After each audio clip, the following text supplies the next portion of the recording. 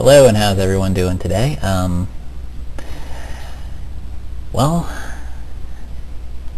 I'll pretty much be easy and say this straight up. This is my first webcast, so of course it's probably going to be either really, really bad or very, very annoying. But either way, I've been racking my brain on how I'm going to start YouTubing, because a lot of people do it, and I want to do it, because I want to voice my opinion. Because my opinion matters. That's what the government said. That's why they told me to vote. So, I'm going to use one of my First Amendment rights right now. And since I didn't know what to start off with, I'm going to start by doing a review for a PS3 game. It's also a 360 game and a PC game. It's been out for a while for those two consoles, but I just bought it for my PS3. Today, we're going to review the newest game that I actually just bought here. Fear by Sierra. It's actually one hell of a game, I have to admit. I mean, probably the best thing about the game is the story. The story is very compelling and very, very strange, I might say. Because mainly, there's really not a real way to describe the story. It's kind of freaky, because while you're playing the game, you've got this little girl going around, laughing, and your baby's crying. It's fucking insane. I don't want to play the damn thing in the dark. I'm afraid that little girl will pop up and be like, ah! But it's a really good game, regardless. The multiplayer is okay. I mean, the setup is really, really tacky. It's like they threw it on at the last minute. The multiplayer is okay, I'll give it that, because I mean the graphics are pretty good. I mean, on an actual scale, if I was to rate it based on other PS3 games, the graphics aren't terribly great. They're good, but it's sort of like playing Ghost Recon Advanced Warfare. I mean, the graphics on there are sweet, but it's just kind of bland, I guess would be the word. The lighting is great, though. The lighting is very, very good. It actually has an effect on how the game is played. You know, you have a flashlight with you, so if you're in a dark area, you have to use that flashlight so you can see. But, you know, you'll be in a dark area and all of a sudden you flip your light on and boo! Scare you shitless. It's kind of cool.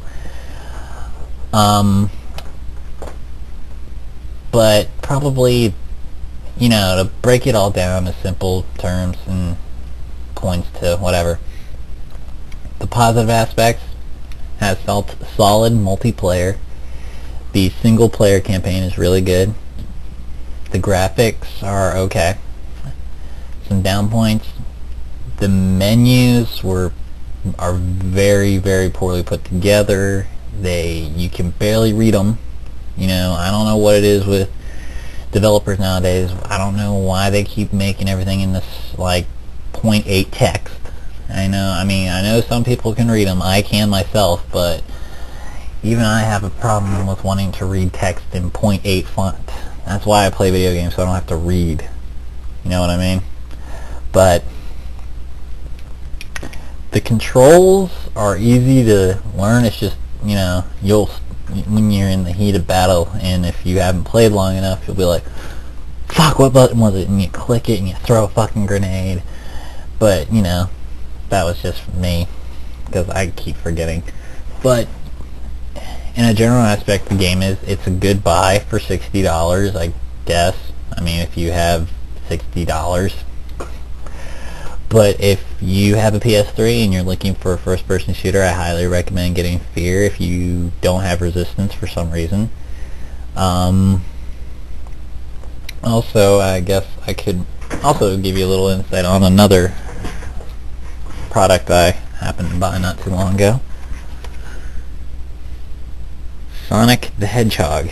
Now, if any of you are around my age, between 18 and 21, you should remember, if you watch cartoons, because I know you did, because I did all the time, you may remember the Sonic the Hedgehog SatAM cartoon from 93, 95, roughly. It was actually a very well written cartoon. I mean, I've watched most of it so far. I'm not quite through with it, but I've watched enough that I can basically go and be like, okay, I get it. But for a cartoon aimed at kids, it's actually pretty well written. I mean, the dialogue's very simple and very childish, you know, let's juice. And then, I mean, I'm sure you could find something wrong with that term, but for the time period and the characters, it was very, very well written. The animation was great for its time. Little flaws here and there, but it's still a good cartoon. And if you're a fan of old school stuff, you know, if you're like me and want to start, I mean, I'm a collector. I collect DVDs, specifically box sets of TV shows that I'm fond of and movies that I find interesting. And I'm also a game collector, so. But if you're a fan of old school TV, I highly recommend it. Other than that, I guess I'm probably going to go ahead and close with, later. That's the simplest way I can come up with that. But hopefully I can come up with a little more entertaining videos somewhere down the line. But thanks for watching.